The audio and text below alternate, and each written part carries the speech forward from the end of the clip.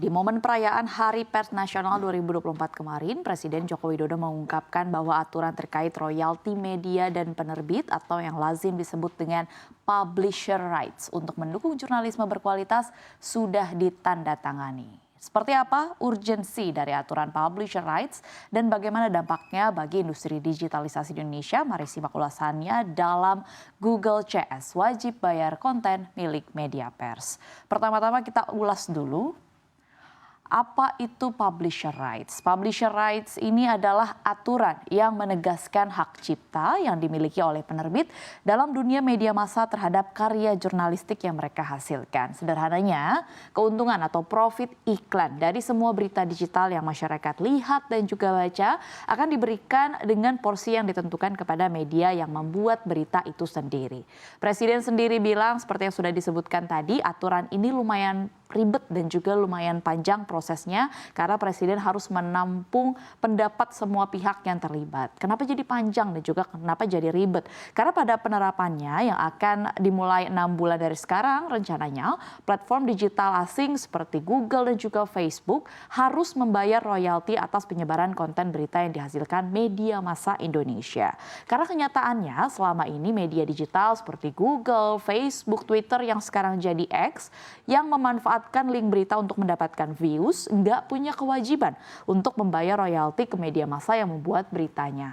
Pada hari perayaan Hari Pers Nasional kemarin, Presiden Jokowi juga menegaskan bahwa Perpres ini sama sekali tidak dimaksudkan untuk mengurangi kemerdekaan kebebasan pers. Saya tegaskan bahwa publisher rights lahir dari keinginan dan inisiatif insan pers itu sendiri. Pada kesempatan yang sama, Presiden juga mengingatkan bahwa implementasi dari Perpres ini masih harus mengantisipasi risiko-risiko yang mungkin terjadi, terutama pada selama masa transisi implementasi Perpres tersebut, baik perihal respons dari platform digital dan juga respons dari masyarakat pengguna layanan.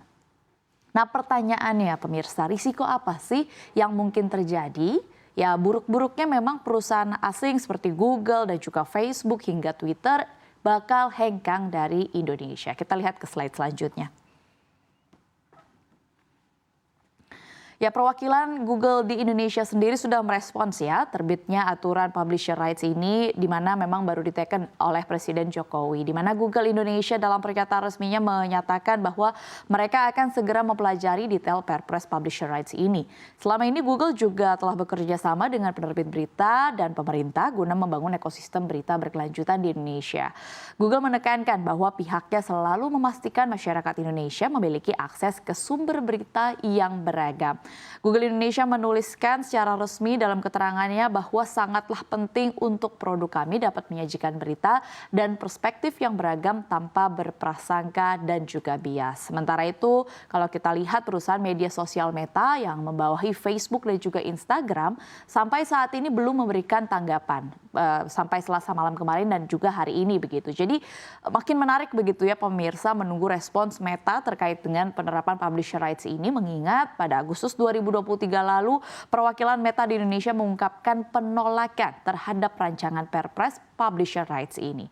Namun melihat pemerintah yang memang sudah menandatangani Perpres ini, begitu ya seperti yang Presiden Jokowi katakan, berarti harusnya komunikasi sudah dilakukan ya dengan perusahaan-perusahaan terkait, apalagi mengingat Indonesia bukanlah negara yang pertama yang menerapkan publisher rights ini. Kita lihat negara mana saja yang sudah menerapkannya.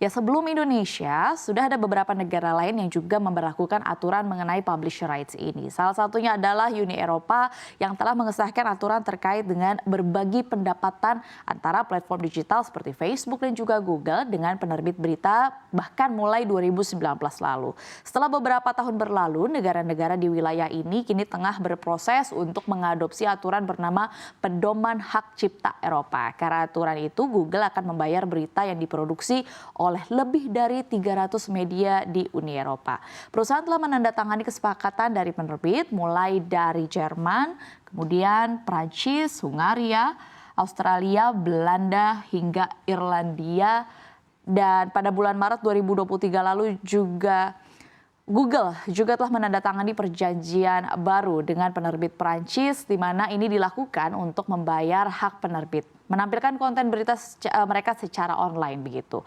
Kemudian kalau kita lihat negara lainnya juga pemerintah Kanada ini juga tegas begitu memberlakukan kebijakan kepada raksasa teknologi seperti misalnya Google dan juga Facebook untuk membayar kepada perusahaan media yang beritanya disebarkan lewat platform teknologi tersebut. Kebijakan ini disebut Bill C-18 yang serupa dengan publisher rights yang tengah diterapkan di Indonesia. Aturan ini mengharuskan raksasa teknologi Google dan juga Meta untuk memberikan kompensasi kepada perusahaan media yang memproduksi konten berita dan disebarkan via platform mereka. Kalau tadi Austria juga termasuk di Eropa dan salah satunya juga benua lainnya yang sudah menerapkan adalah Australia, di mana undang-undang publisher rights dirancang untuk mendukung jurnalisme demi kepentingan publik di Australia dan didukung oleh semua perusahaan media nasional baik yang besar maupun yang kecil. Karena menurut pemerintah Australia, kondisi di negara kangguru tersebut sangat timpang begitu ya pembagiannya.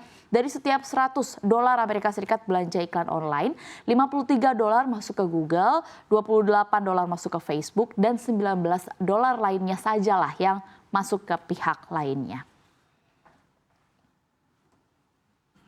Ya, kalau kita lihat memang sudah saatnya begitu ya aturan publisher rights diterapkan di Indonesia karena selama ini perusahaan seperti Google dan juga perusahaan lainnya menghasilkan uang dari berita dan juga tulisan yang dibuat oleh media massa Indonesia. Makanya regulasi ini diperlukan untuk memastikan bahwa produk jurnalisme di setiap negara dan juga di Indonesia didanai dan diapresiasi dengan baik supaya kualitasnya terjaga. Selain itu agar insan media tetap bisa menjalankan perannya yang bukan hanya memberikan informasi atau menyebarkan informasi saja, tapi juga sebagai pilar keempat demokrasi dan juga alat kontrol sosial.